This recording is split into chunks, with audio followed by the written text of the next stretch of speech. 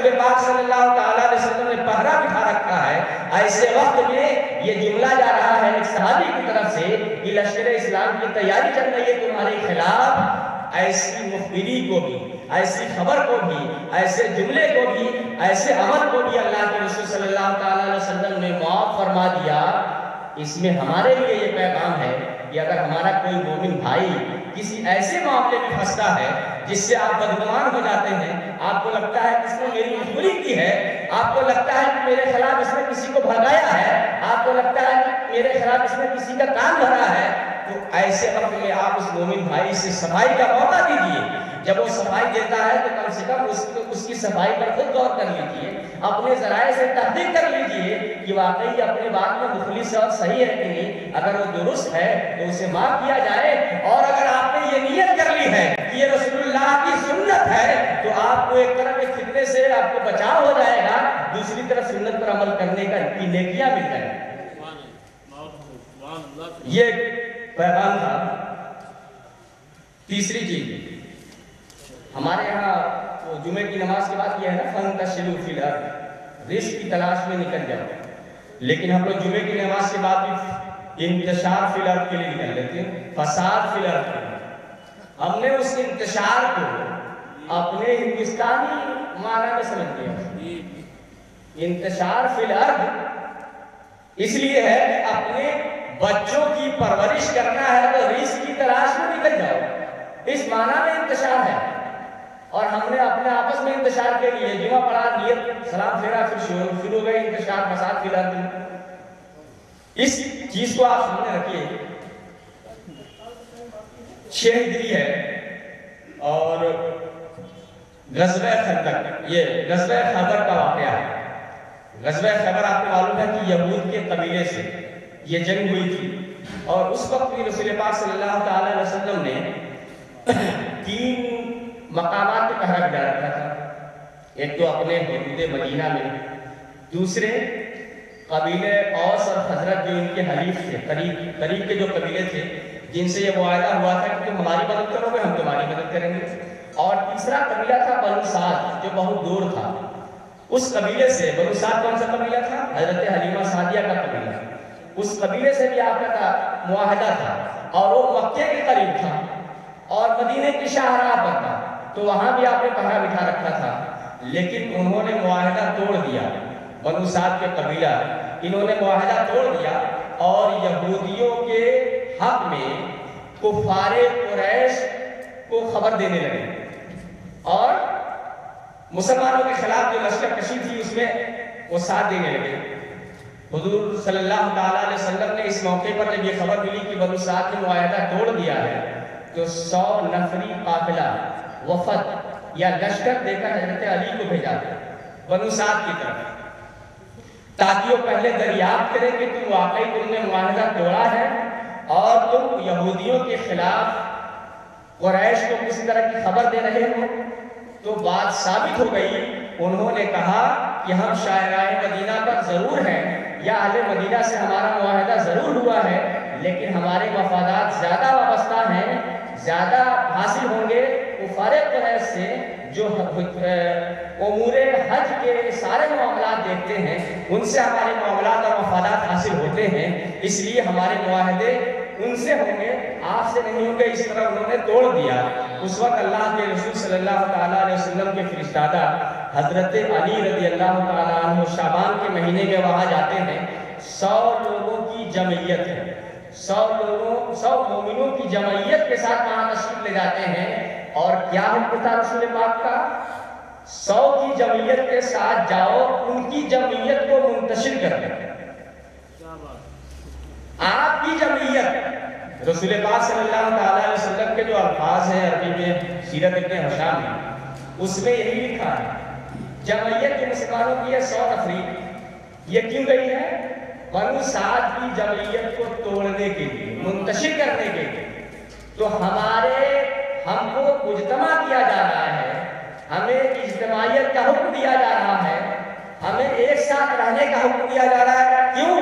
تاکہ تم دشمنوں کی جمعیت کو توڑ دو، تم انہیں منتشر کرنے کی کوشش کرو، انہیں منتشر کرنے کا جو حربہ ہے استعمال کرو، جو طریقہ ہے استعمال کرو۔ اب حضرت تشریف لے جاتے ہیں اور آپ نے ان پہ حملہ کیا اور کیا کام کیا. ہم کرتے ہیں جب کسی پہ حملہ ہو جاتا ہے اور آج کے دور میں ہم اگر غالب آ جاتے ہیں اسٹیج پر, اس سے اچھی تقریر ہمارے یہاں ہو جاتی ہے کسی کے خلاف تو جشن فتح مناتے ہیں. تقریر پر جشن فتح ہوتا ہے. حضرت علی نے کیسے جشن فتح منایا؟ ان پر جب غالب آ رہے تو آپ نے بطور احتجاج اور بطور جشن کیا کیا؟ عصر کی نماز میں ان کے قلعے کے صحن میں بڑی جماعت کے ساتھ کہ میں اب تمہارے درمیان آ چکا ہوں. حضرت علی کی سنت یہ ہے کہ دشمن کے قلعے پہ فتح کرو تو نمازیں باجماعت کے ساتھ یہ پیغام دو کہ میں آ چکا ہوں جمعیت کے ساتھ اور تمہاری جمعیت ٹوٹ چکی ہے, اب تم ہوشیار ہو جاؤ. حضرت علی کی زندگی سے ہم کو یہ سبق ملتا ہے کہ اپنی جمعیت کو باقی رکھو, دوسرے کی جمعیت, کافروں کی جمعیت, مشرکوں کی جمعیت, دشمنوں کی جمعیت کو منتشر کرو اور جب ان پہ غالب ہو جاؤ تو اپنی جمعیت کی دھات جمانے کے لیے نماز باجماعت ادا کرو تاکہ انہیں اندازہ ہو جائے یہ جو قوم آئی تھی جس امام کے ساتھ, آج بھی اسی کے ساتھ نماز پڑھ رہی ہے اور اسی امام کی اقتداء میں ہر وہ کام کرے گی جو ہمارے خلاف ہوگی, ہمیں ہوشیار ہو جانا چاہیے. تو یہ زندگی حضرت علی کی زندگی کا یہ پیغام ہے. جمعیت کسے کہتے ہیں, انتشار کسے کہتے ہیں, فساد کسے کہتے ہیں, اتحاد کسے کہتے ہیں, امامت کسے کہتے ہیں, یہ پیغام ہے حضرت علی کی زندگی کے حوالے سے. بات ہمارے سمجھ رہے ہیں آپ لوگ؟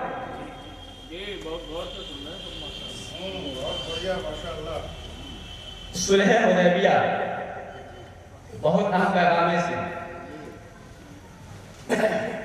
صلح حدیبیہ کا جب وہ میثاق لکھا جانے لگا, لکھنے والے کون تھے؟ حضرت علی.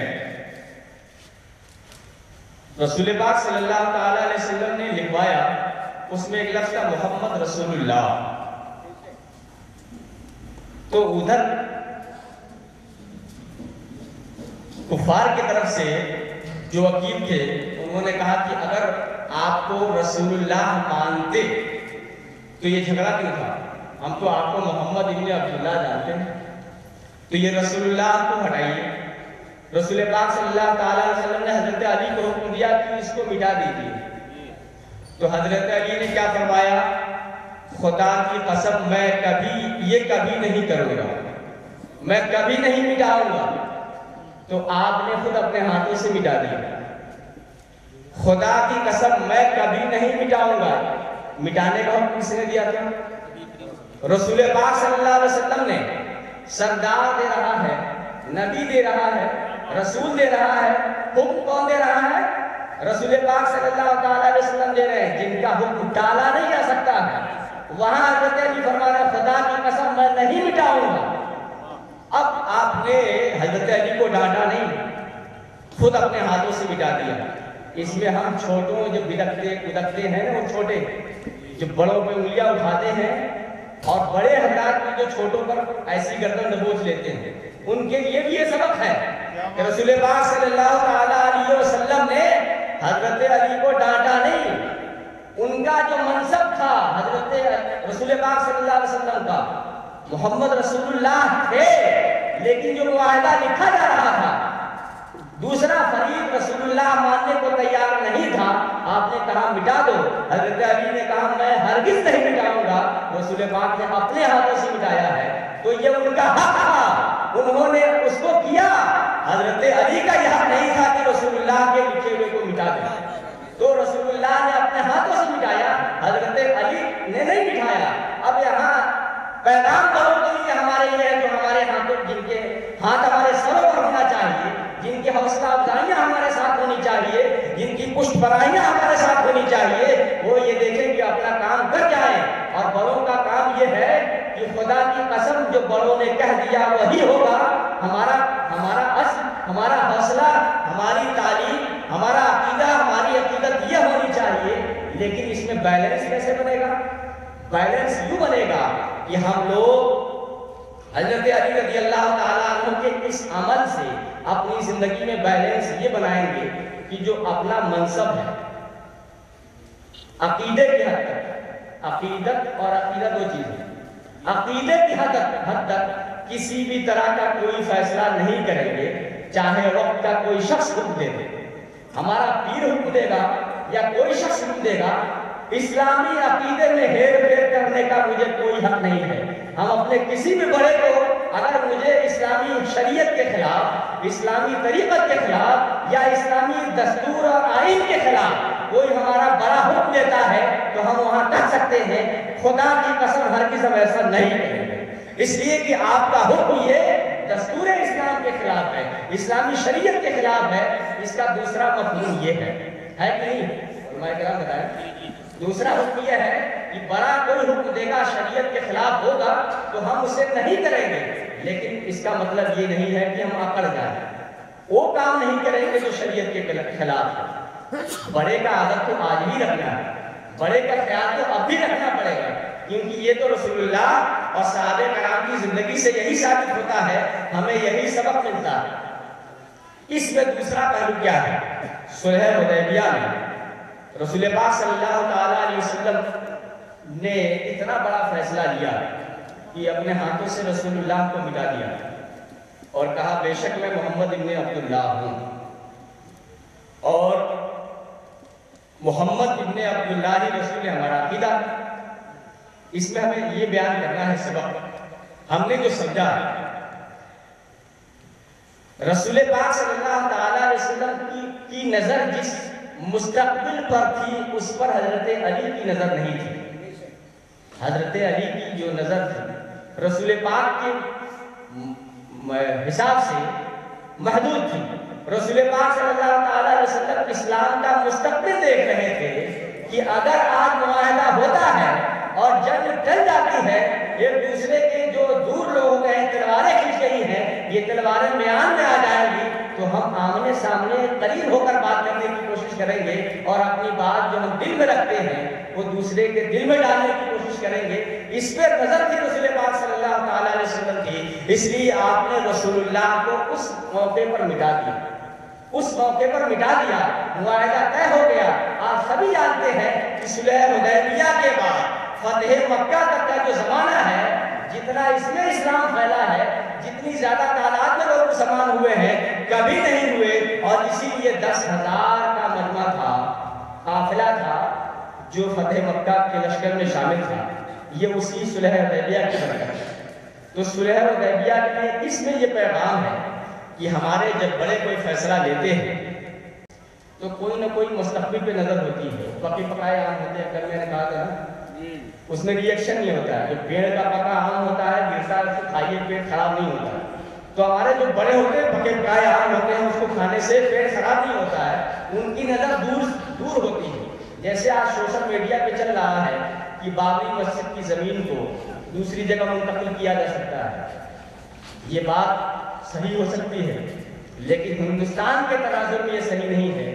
ہندوستان کو جن لوگوں نے دیکھا ہے، اس مٹی کو جنہوں نے پرکھا ہے، اس مٹی میں جو دوسرے مذاہب کے لوگ ہیں، جو دوسرا کثیر طبقہ ہے، جو ہمارے برادران وطن ہے، ان کی جو ذہنیت ہے، ان کا جو متشدد طبقہ ہے، ان کا جو منصوبہ ہے، ان کی جو پالیسی ہے مساجد اور مقابر کے حوالے سے، اگر ہم نے ایک مسجد پر سمجھوتا کر لیا تو ہندوستان کی ساری مسجدوں پر ہمیں سمجھوتا کرنا پڑے گا۔ اس لیے انہوں نے طے کر رکھا ہے کہ ممکن ہے کسی زاویے سے، کسی طریقے سے یہ ممکن ہے کہ جگہ منتقل کی جا سکتی ہو، لیکن ہندوستان کے تناظر میں مسلمانوں کی عظمت رفتہ اور عظمت مستقبل سب کو سامنے رکھتے ہوئے فیصلہ یہ غلط ہوگا کہ ہم سمجھوتا کر لیں۔ ہمارا سمجھوتا نہیں ہوگا، ہم شہادتوں کی بنیاد پر، واقعات کی بنیاد پر، تاریخی شواہد کی بنیاد پر کورٹ کے ذریعے ہم ہر بات منوانے کی کوشش کریں گے۔ اور صورتحال یہ ہے کہ ہندوستانی کورٹ نے جو فیصلہ دیا ہے وہ یہ ہے کہ آستھا کا کوئی مسئلہ نہیں ہے، ملکیت کا مسئلہ ہے، زمین کا مالک کون ہوگا اس پہ مقدمہ لڑا جا رہا ہے۔ تو زمین کی جب ملکیت کا مسئلہ آئے گا تو دنیا جانتی ہے کہ شواہد مسلمانوں کے حق میں ہے، بابری مسجد کے حق میں ہے۔ اب اس لیے پلہ چھاڑ رہا ہے کورٹ کہ یہ ثالثی میں چلا جائے، پنچایت ہو جائے تو سمجھ لوں، اس لیے کہ حالات جو ہندوستان کے ہیں ان حالات میں اس کو فیصلے کرنے میں ڈر ہے، اندیشہ ہے، خدشہ ہے بلا وجہ کا، یہ ساری باتیں ہیں۔ تو ہمارے جو بزرگ ہیں انہوں نے ان خدشات، ان اندیشوں کے تناظر میں یہ طے کر رکھا ہے کہ کوئی دوسری شکل ہمارے نزدیک قابل قبول نہیں ہے. شریعت کا ہر عمل قابل قبول ہے، ہر فیصلہ قابل قبول ہے، لیکن ہندوستان کے تناظر میں کچھ چیزیں ایسی ہیں جو قابل قبول نہیں ہے. یہی کہی جائے گی، یہی لکھی جائے گی، یہی بولی جائے گی. ہماری بات ختم ہو چکی ہے، ہماری بات ختم ہو چکی ہے. آپ حضرات نے جتنا سنا، انشاءاللہ تعالیٰ ہم عہد کرتے ہیں اور آپ بھی عہد کیجیے کہ ہم نے جو کچھ کہا، اگر حضرت علی رضی اللہ تعالیٰ عنہ کی زندگی قابل عمل ہے، ان کی تعلیم قابل عمل ہے، تو ہم عہد کریں کہ اس پر عمل کرنے کی کوشش کریں گے. اور آج یہ طے کر لیں گے کہ آج سے آپس میں مومنوں کے درمیان جو مخبری ہو رہی ہے، تو حسد دوست کی وجہ سے، منافقت مداخلت کی وجہ سے، ان ساری چیزوں کو ہم اپنے اندر جگہ دینے کی کوشش نہیں کریں گے. اگر کوئی مومن دوسرے کے خلاف کسی طرح کی پروپیگنڈا کرتا ہے اور کسی طرح کی مخبری کرتا ہے، کسی مومن کے خلاف کسی کے کان بھرتا ہے، تو ہم کان بھرنے والوں کی بات نہیں سنیں گے، کام کرنے والوں کی بات سنیں گے. کیونکہ ہر جگہ حضرت علی رضی اللہ تعالیٰ عنہ کو کام کرنے کی وجہ سے رسول پاک صلی اللہ تعالیٰ علیہ وسلم نے پسند فرمایا ہے، اور کام کا نوجوان ہونے کی وجہ سے اپنا داماد بنایا ہے. کام کا داماد، انسان نوجوان ہونے کی وجہ سے اپنا داماد بنایا ہے. تو کام ہی سب کچھ ہے. کام کو اول رکھیے، کام کو سامنے رکھیے. کام کا اگر آپ سامنے رکھیں گے تو یہ ساری بری چیزیں دنیا سے ختم ہو جائیں گی. کام کی وجہ سے یہ بہت دور سمجھ لیا. بہرحال میں نے جو باتیں کہی ہیں آپ کے سامنے، اس میں کوئی غلطی ہوئی ہے، شرعی غلطی، میں اس کے لیے توبہ کرتا ہوں. استغفر اللہ ربی من کل ذنب واتوب الیہ. کسی کو تکلیف ہوئی ہو کسی طرح کی، میں اس سے معذرت خواہ ہوں. آپ حضرات یہاں تشریف لائے ہیں، بہت دور دراز سے تشریف لائے ہیں، تو سفر کی مشکلیں، صعوبتیں برداشت کی ہیں آپ نے، اور آپ کے پیر نے، آپ کے شیخ طریقت نے، عالم دین نے، مفتی آفاق احمد نقشبندی صاحب اللہ نے یہ بزم سجایا ہے. جلسے جلوس کی محفلیں بہت ہوتی ہیں، بہت کچھ سنتے ہیں، کچھ اپنے گھر کے لیے، اپنے مستقبل کے لیے اور پورے مسلم سماج کے لیے اگر کوئی بات ہوتی ہے تو آپ اس کو غور سے سنیں. نعرے وغیرہ تو لگاتے رہتے ہیں دوسرے جلسے میں، کبھی کبھی ایک جلسہ ایسا بھی ہونا چاہیے کہ سکون سے جیسے بیٹھے ہوئے ہیں ویسے بیٹھیں. بات کام کی ہو رہی ہے، سن کر جائیں اور کام کرنے کی کوشش کریں. السلام علیکم. الحمدللہ یہ بتانے کی ضرورت نہیں ہے کہ کتنی قیمتی گفتگو اور کیسا اہم پیغام دے کر گئے ہیں حضرت مولانا ظفر الدین برکاتی صاحب. اور یہ یاد رکھیں، یہ الحمدللہ محقق مسائل جدیدہ حضرت علامہ مفتی نظام الدین صاحب قبلہ دامت برکاتہم العالیہ کا حسین انتخاب نہیں ہے. ماشاءاللہ حضرت علامہ منظر محسن صاحب جو اشارے کر رہے تھے، میں نے اسے واضح کر دیا.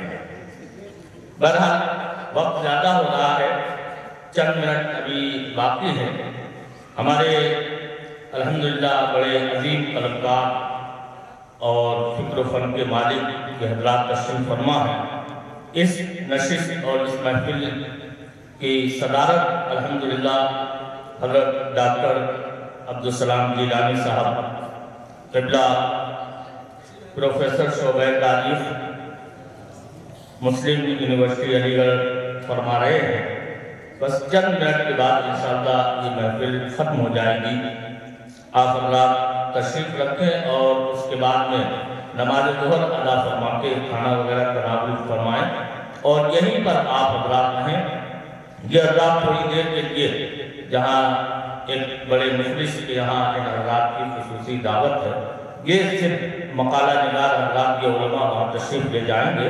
آپ حضرات یہیں تشریف رکھیں. انشاءاللہ 2 بجے سے باضابطہ طور پر دوسری نشست شروع ہو جائے گی. حضرت پہلے فرما چکے ہیں انشاءاللہ 1 بجے نماز ظہر ادا فرما کے حضرت تقریباً 1:30 بجے تک یہاں تشریف لے آئیں گے اور حضرت 1:30 بجے سے انشاءاللہ اس پروگرام کا آغاز فرما دیں گے. لہذا آپ حضرات کو زیادہ ادھر ادھر نہ جائیں اور کوشش یہ کریں کہ نماز ادا فرما کے یہیں پر تشریف رکھیں. میں بڑی جلدی کے ساتھ عرض گزار ہوں ہمارے دہلی سے تشریف لائے ہوئے بڑے نیک دیندار اور عصری علوم کے جامع ڈاکٹر انجینئر توحید صاحب قبلہ سے میں گزارش کرتا ہوں کہ وہ تشریف لائیں اور اپنے خیالات کا اظہار کریں۔ السلام علیکم ورحمۃ اللہ وبرکاتہ۔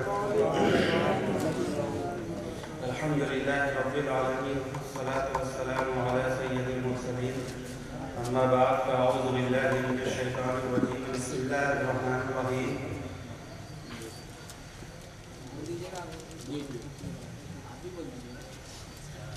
مسلمانوں کے مسائل اور ان کی ذمہ داریاں دور حاضر کے تناظر میں اس عنوان کے تحت کچھ باتیں اپنے مقالے سے جو ایبسٹریکٹ کہہ سکتے ہیں، جو نچوڑ ہے، 2-3 منٹ کے اندر آپ لوگوں کے سامنے پیش کروں گا انشاءاللہ۔ اور جو مسلم مسائل ہیں یا جو ہم فیلڈ کو بانٹتے ہیں، کیٹیگرائز کرتے ہیں، وہ یا تو تعلیمی چیز ہے، یا سوشل ہے، سماجک ہے، یا اکنامیکل بیک گراؤنڈ فیلڈ ہے، یا پولیٹیکل ہے۔ چیلنجز بہت سارے ہیں، چاہے وہ ہم قومی لیول پہ دیکھیں یا بین الاقوامی لیول پہ دیکھیں، اس کے اپنے اپنے توجیحات ہیں، ایکسپلینیشنز ہیں، ریزنز ہیں۔ بات یہ ہے کہ ہم کیا کریں، کتنا کریں، کیسے کر سکتے ہیں۔ اور انفارمیشن کا، سیکھنے کا، جاننے کا ریسورسز بہت ہیں۔ آج کل تو سوشل میڈیا اتنا اسٹرانگ ہو گیا کہ آپ کوئی بھی چیز، چاہے وہ دینی اعتبار سے ہو، اچھے مواد، اچھے لوگوں کے تاثرات ہر ایک کے پاس اویلیبلز ہیں۔ تو مین چیز یہ ہے کہ ہماری ذمہ داری کیا ہو، ہم کس طریقے سے اپنے آپ کو اس لائق بنائیں کہ کم سے کم ہماری زندگی، ہمارے فکر، ظاہر سی بات ہے ہماری فکر اسلام سے وابستہ ہے، اسلامی تعلیمات سے وابستہ ہے، تو اسی کے مطابق کیسے ہماری زندگی اچھی ہو اور ہم سے جو جڑے لوگ ہوں وہ بہتر ہے۔ تو اس میں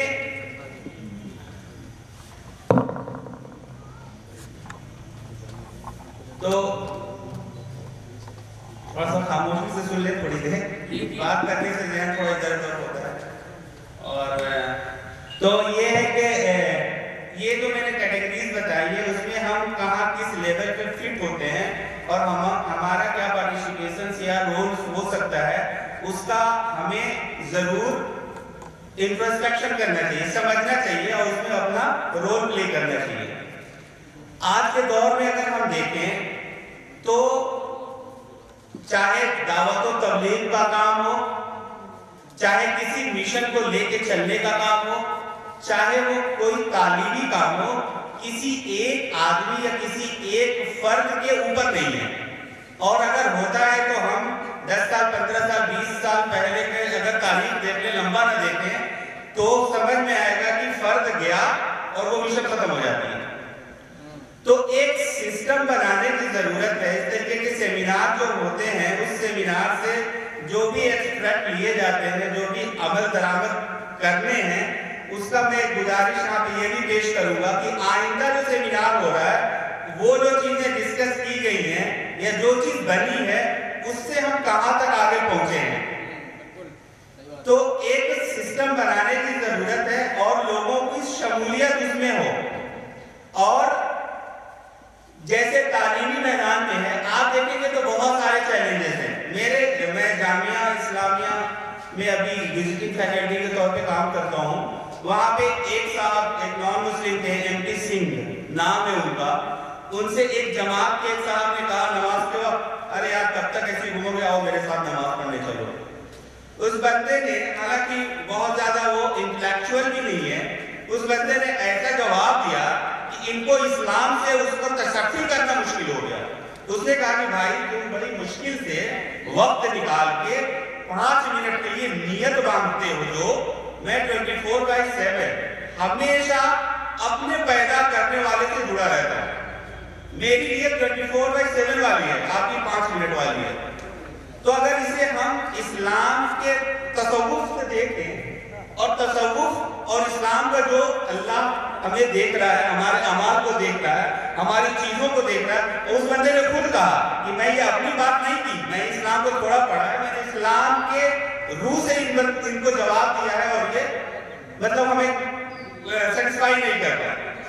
تو بہت ساری چیزیں ہیں کیونکہ ہم لوگ ایکسپلور نہیں کرتے ہیں دنیا میں، دیکھتے نہیں ہیں، لوگوں سے دیکھ نہیں گئے کہ لوگوں میں کتنی بے چینی ہے. ہر ایک میں بے چینی ہے، چاہے وہ جماعت کے اندر والا ہو، چاہے وہ جماعت کے باہر والا ہو، چاہے وہ مسلمان ہو، چاہے غیر مسلم ہو. ہر ایک میں ایک فکری جو بے چینی ہے وہ سکون نہیں ہے، بے چین ہے. اور اس کو جہاں سے جو چیزیں ملتی ہیں وہ اس کو اپنے حساب سے لے کر کے سمجھتا ہے، کیونکہ صحیح چیز اس تک پہنچ نہیں پا رہی ہے. تو اس لیے چاہے دینی تعلیم سے یا مدارس سے لوگ وابستہ ہوں، وہ اس طرف اپنا فکر مبذول کریں، اس پر دھیان دیں کہ لوگوں کی ضرورت کیا ہے. بہت سارے ہمارے جلسے جلوس یا اجتماعات ہوتے ہیں، واقعات بیان ہوتے ہیں، بہت ساری چیزیں بہت اچھے طریقے سے پیش بھی کی جاتی ہیں.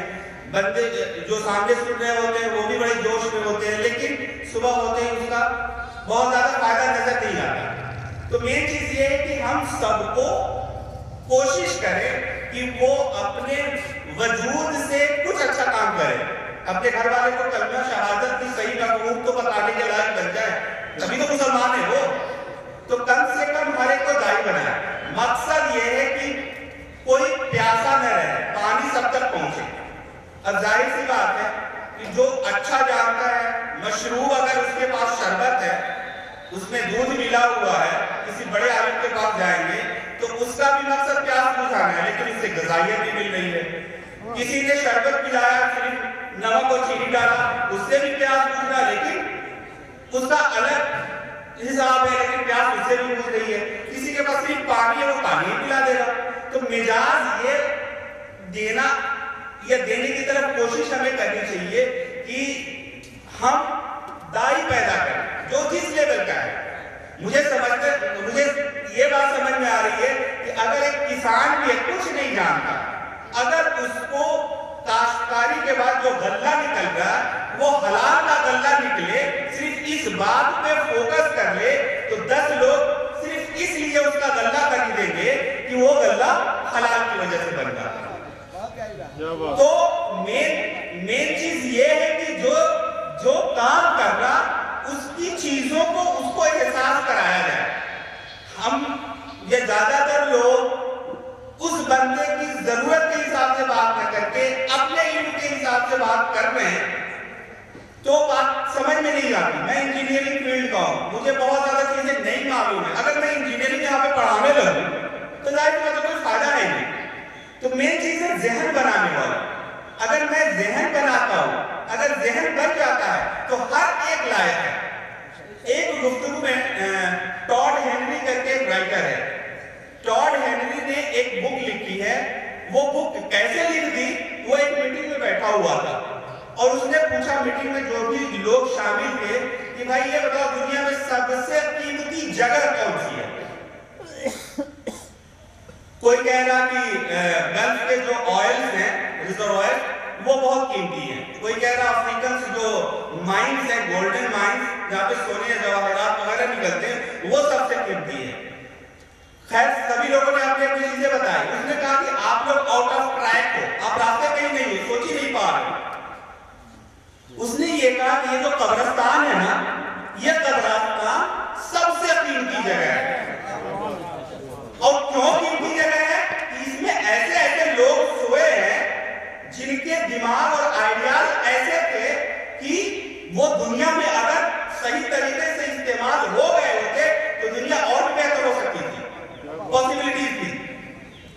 اور اس کی کتاب اگر پڑھیں تو اس کی کتاب دیکھیں گے جس نے اپنے کو پہچانا، اس کے رب کو پہچانا. اس میں مقام اس نے لکھا ہے.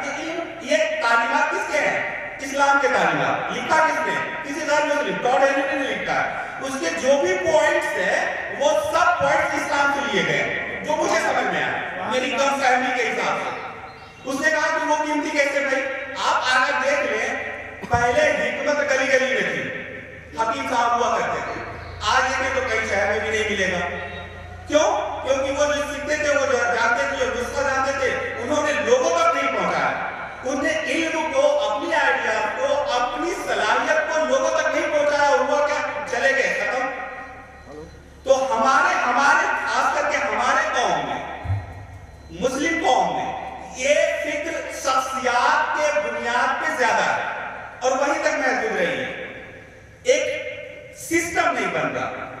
کمپنیز ہو یا کوئی بھی بڑا ادارہ ہو وہ سسٹم سے چلتا ہے. سسٹم بنا دی جاتی ہے, لوگوں کا الگ الگ ذمہ داری ہوتی ہے, وہ لوگ ہٹ جاتے ہیں, دوسرا آتا ہے وہ کام کرتا ہے. ویسے فرق نہیں پڑتا. آپ اگر کوئی کمپنی لے لیں, L G company, Panasonic, Dell اور دیگر, آپ کو یہ نہیں پتا چلے گا کہ کون کیا کرتا ہے.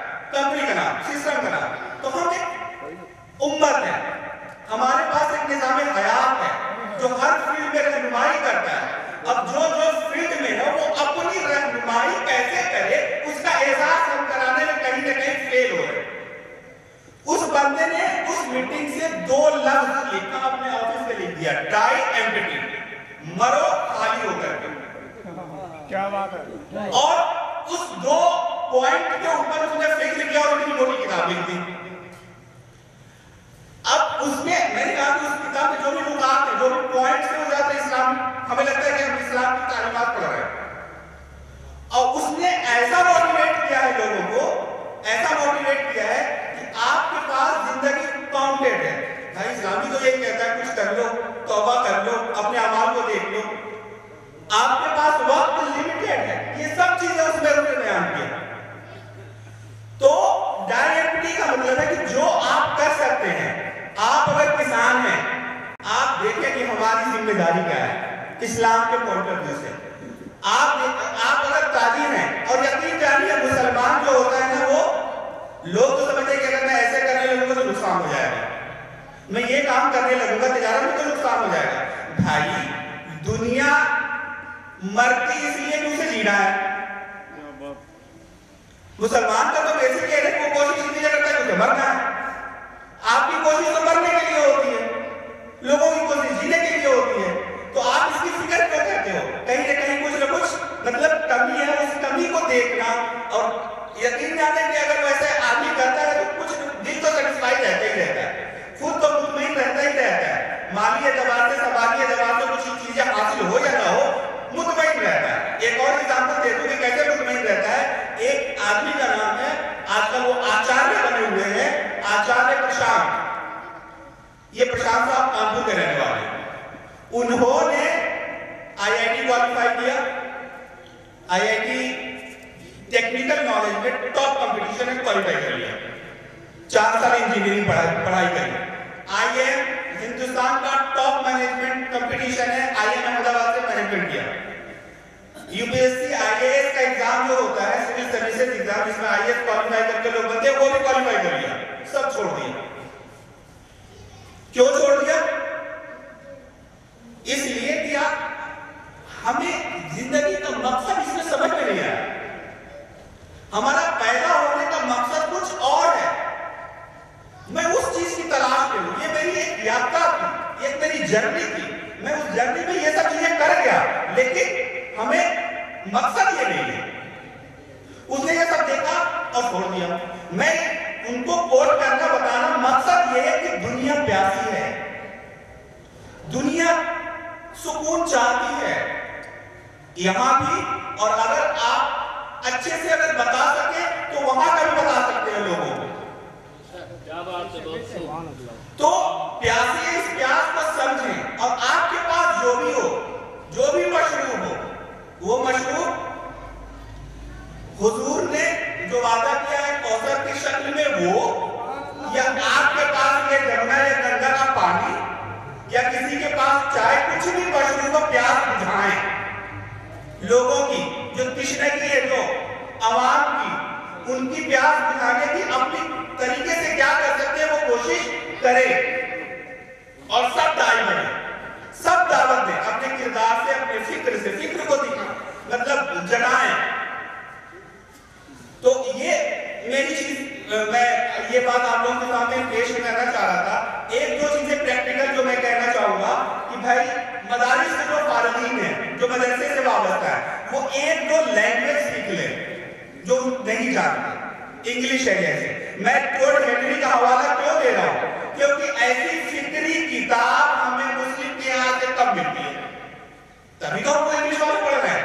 आपने इंग्लिश में दिया ही नहीं हमें, उर्दू हमें अभी आती नहीं है। अब आपने जब देंगे तो हमें, क्योंकि उससे हमारी जिंदगी को रहनुमाई मिल रही है। टॉड हेनरी को पढ़ करके हमें समझदार रहना है, मुझे अपने टाइम का मैनेजमेंट करना है, हमें जिंदगी के मकसद को फिक्स करना है। तो आपसे गुजारिश है कि एक दो लैंग्वेज सीख लें। और जो मसले हैं समाज के अंदर, आप देखिए रिबा पे अगर तकरीर करे कोई तो कितना घंटा कुरान से हवाला देगा, अहादीस से हवाला देगा, बुजुर्गाने दीन का अक़वाल और उनकी बातें बताएगा। और रिबा जो भी इंटरेस्ट है आजकल जो चल रहा, इंटरेस्ट पे पूरा निजाम इंटरेस्ट पे चल रहा, उस पे बहुत सारी बातें आ सकती हैं। लेकिन एक प्रैक्टिकल किताब केस स्टडी के साथ, दूसरे लोगों का है, हमारे लोगों का नहीं है। आप एक केस स्टडी के साथ एक किताब बना दें, देखिए कितनी मकबूल होती है। लोग परेशान हैं। आपने दिखाया कि देखिए इससे ये फायदा ये नुकसान है। एग्जाम्पल, फलाना करीम साहब इन्होंने ऐसा किया, इनका ये चीजें आ गई, और इन्होंने ऐसे किया, इनका ये फायदा। लोगों को समझ आएगा, देखिए 10 लोग जुड़ जाएंगे। इस तरीके से जो हमारे मसाइल हैं, घरेलू दिक्कतें, समाजी दिक्कतें, जो वायलेंस है, और जो बच्चों पे बाकी सब चीजों पे, इससे किताबें नहीं आती। कोई भी इल्म है, रिसोर्स है, कुरान हो, अहादीस हो, या कोई भी पर्सनालिटीज हो, उसकी जिंदगी का मकसद, किताबों का मकसद ये है कि वो आपको डेवलप करे, आपके ज़हन को खोले। अब आप उस ज़हन को खुल गया है, तो जब खुले तो आप रहनुमाई करें लोगों की, आप ऐसा बनाएं। सिर्फ कोट कर देने से, लिख देने से आप अपनी बात में वजन पैदा करते हैं। ज्यादा तक कोशिश यही है, कोई किताब उठाइए, आप उस किताब में हाथ पार्ट तो ये रहता है कि ये कुरान ने कहा, ये हदीस ने कहा, ये बुजुर्गों का है, और थोड़ी सी चीज इल्म की जो आप देना चाहते हो थोड़ी होती है। अब वो बंदा है, आप बंदा, अरे यार इसमें कुरान शरीफ क्या क्या लिखी है, मैं कैसे इसको रखूं, कहां पढ़ूं, वो ऊपर रख देता है, कभी पढ़ता ही नहीं। आप अपने फिक्र को प्रोपेगेट करिए, आपकी फिक्र कुरान की फिक्र होगी, क्योंकि आप कुरान से ही पढ़े हुए हैं। तो मेन चीज ये बताना था कि मतलब कुछ ऐसी जो प्रॉब्लम वाली चीजें, उस प्रॉब्लम वाली चीजों के मद्देनजर रखते हुए केस बना करके उसका स्टडी करके हमें कुछ मुहैया कराया जाए, लोगों को मुहैया कराया जाए, ताकि वो उस पर काम कर सके। और जो दीनी मदारिस से या दीनी तालीम से वाबस्ता नहीं है, वो बहुत प्यासे हैं, वो आजकल गूगल से अपना ईमान बना रहे हैं। आजकल सोशल मीडिया से उनका अकीदा बनाया बिगाड़ा खरीदा जा रहा है। आप लोग उन तक पहुंचे, उनको अपने आप बुलाएं, उनको समझाएं, और यकीन जाने वो जो गूगल से बना रहे हैं ना, वो ऐसे ऐसे लोग हैं, ऐसे इंटेलेक्चुअल हैं कि वो आप अगर उनसे बात करेंगे तो आपको भी बड़ा मशक्कत करना पड़ेगा उनको समझाने के लिए, क्योंकि वो भी आजकल हदीस से रेफरेंसेस वगैरह बहुत जानते हैं और बहुत सारे उनको याद भी है। तो ये सब चीजें, ये सब मसाइल की तो बहुत सारी बातें हो सकती हैं। क्या हम कर सकते हैं उसमें ये है कि मदारिस के लोग कम से कम एक जुबान को ही सीखें, मौजूआत को देखें, जो सोशल प्रॉब्लम है उसको देखें। आपकी एक किताब किसी भी रेलवे स्टेशन पर इंग्लिश में आपको होगा कि नहीं है, जैन की मिल जाएगी, सिख की मिल जाएगी, हिंदुइज्म के बहुत सारे लोगों की मिल जाएगी। कौन से आम सामाजिक टॉपिक में मुसलमान की नहीं मिलेगी। क्यों? सिर्फ मुसलमान एक दूसरे को रद्द करने के लिए ये बस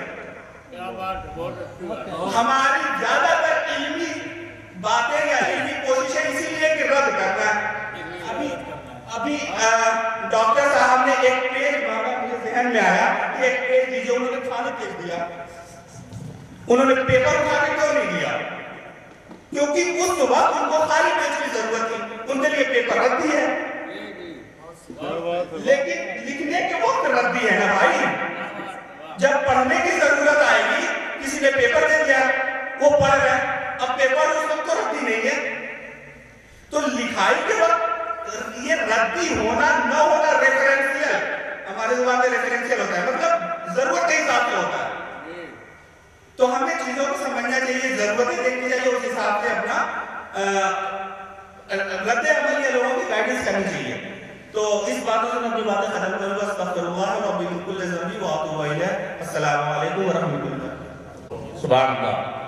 محترم اسلامی بھائیوں، یقیناً آپ حضرات جتنی دیر سے یہاں تشریف فرما ہے، آپ کو خود احساس ہو رہا ہوگا کہ گویا کہ ہم ایک نئے جہان کی سیر کر رہے ہیں، ایک نئی دنیا کو دیکھ رہے ہیں۔ ان حضرات کے قیمتی بیانات، مقالات آپ حضرات نے بڑے مختصر انداز میں سماعت فرمائے۔ انشاءاللہ اب یہ محفل کا اختتام ہوتا ہے۔ آپ حضرات سے گزارش ہے، ادھر سائڈ میں وضو خانہ ہے اور ادھر نماز کا ٹائم ٹیبل لگا ہوا ہے۔ رسول الکریم اما بعد، اعوذ باللہ من الشیطان الرجیم، بسم اللہ الرحمن الرحیم۔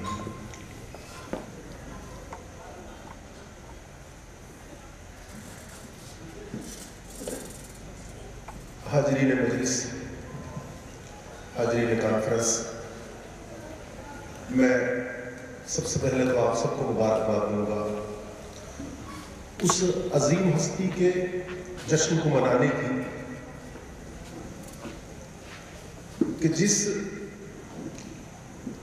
عظیم ہستی کو اللہ تبارک و تعالیٰ نے اپنے پیارے محبوب کے ذریعے پرورش کرایا،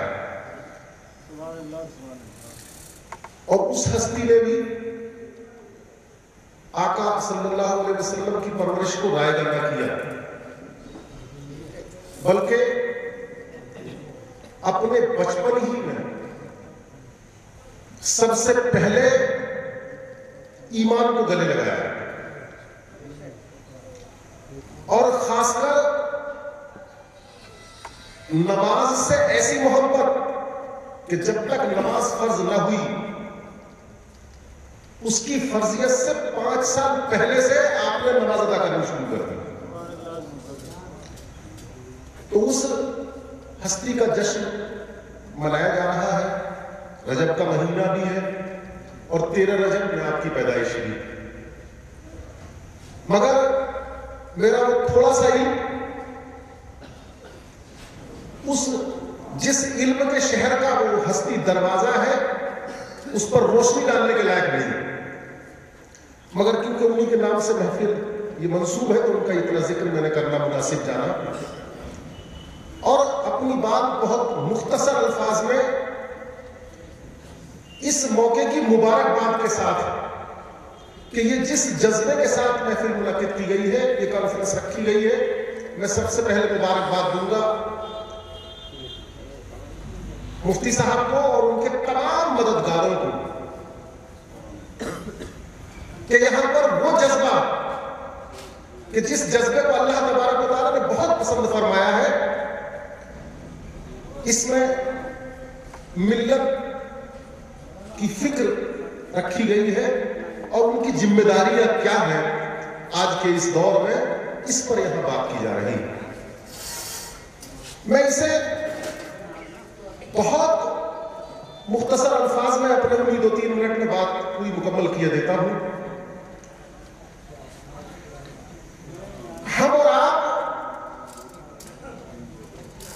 ایک قوم نہیں، اللہ تبارک و تعالیٰ نے ہمیں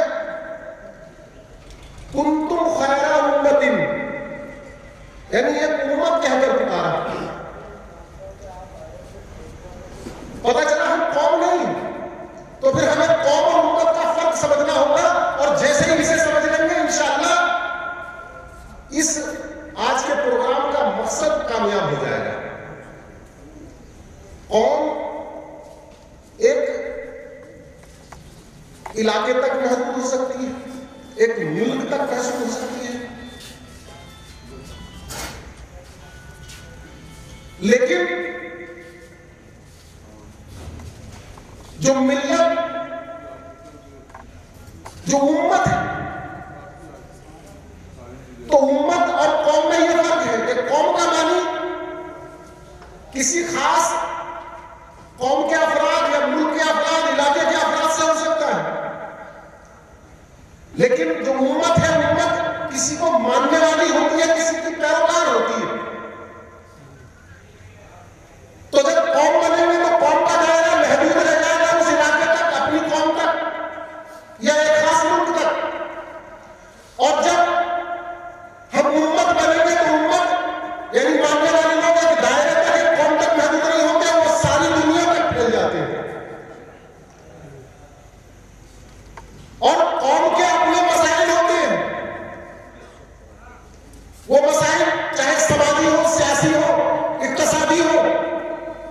ذاتی ہو، مذہبی ہو، تمام طرح کے مسائل ہو سکتے ہیں، تو ان مسائل کو حل کرنے میں قوم لگے گی اور اپنی مانگ کرے گی ہمارا ایسا ہو، ہمارا ایسا ہو، ہمارا ایسا ہو، تو ماننے والی بنے گی۔ لیکن جب امت بنے گی تو امت پر ذمہ داریاں ہوتی ہیں، اور وہ ذمہ داری ہے اس دین کو فروغ دینے کی، اور جب دین کو فروغ دینا ہے، امت آپ کو بننا ہے، تو دین سیکھنا ہوگا، اور جس دین کے ہم ماننے والے ہیں، ہمارا نام مسلمان ہے، تو اس کا تو معنی یہ ہے کہ بنا شک اللہ کے سارے احکاموں کو ہمیں ماننا ہوگا، اور جب تک ہم ماننے والے ہیں تبھی امت ہے، اور اگر نہیں مانیں گے، عامل نہیں ہے، تو پھر ہم امت ہی نہیں ہے۔ بس یہی فرق سمجھنا ہے، اور اسے میں اس مثال پر ختم کرتے ہوئے اپنی بات مکمل کروں گا کہ غور کرو، ہماری آج اگر سب سے بڑی کوئی قوم دنیا میں مخالف ہے تو ہم یہودیوں کو کہتے ہیں، لیکن وہی یہودی جنہوں نے ملک اسرائیل میں اس وقت غاصبانہ قبضہ کر رکھا، اپنا ملک بنا لیا، اس کے